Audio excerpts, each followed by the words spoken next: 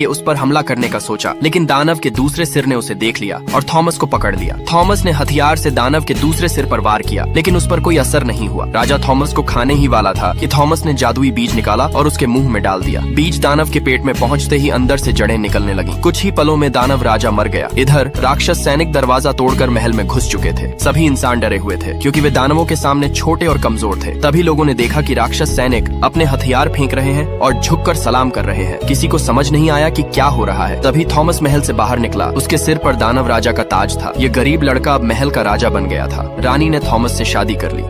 इस सैनिक ने लोहे की कील को पेड़ की लता में ठोका और हुक लगाकर घोड़े से खींचना शुरू किया। जैसे ही एक जड़ जमीन से उखड़ी, पूरा जड़ तंत्र बेकाबू होकर बाहर निकलने लगा। जड़ को जमीन से सहारा न मिलने के कारण विशाल बेल डगमगाने लगी। ऊपर मौजूद राक्षस सैनिक इसी पल का इंतजार कर रहे थे। उनका इरादा था कि जैसे ही बेल कटेगी, वे इसके सहारे नीचे उतरकर इंसानों पर हमला करेंगे। लेकिन बेल अचानक धरती पर गिर पड़ी। ये देखकर दानवों का राजा चिल्लाने लगा। यह उदास होकर लौटने वाला ही था कि तभी उसके दूसरे सिर ने जमीन पर कुछ पड़ा हुआ देखा। यह एक जादुई बेल का बीज था। दोनों सिर खुश हो गए और उन्होंने बीज को पानी में फेंक दिया। पल भर में जादुई बीज ने जड़ें पकड़ लीं और जमीन फाड़कर बाहर निकल आया। दानवों ने तुरंत आक्रमण शुरू कर दिया। भोंपू बजने लगी। इनके राक्षस सैनिक बेल पर चढ़कर जमीन पर उतर आए। सभी इंसान डरकर भागने लगे क्योंकि दानव बहुत ताकतवर थे। वे सबसे पहले राजा को मारने की तैयारी में थे ताकि बिना लड़े इंसानों पर जीत हासिल कर सकें। लेकिन विशाल बेल की जड़ों ने राजा को महल तक पहुंचने का मौका दे दिया। महल में घुसते ही मानव सैनिकों ने मेन गेट बंद करना शुरू कर दिया। लेकिन तभी दानवों ने दो लोहे की हुक फेंककर दरवाजे को खींचना शुरू किया। मानव सैनिक मजबूत थे और दरवाजा बंद करने ही वाले थे कि राक्षस सैनिकों ने तीरों से इन पर हमला कर दिया। मानव सैनिक कमजोर पड़ने लगे।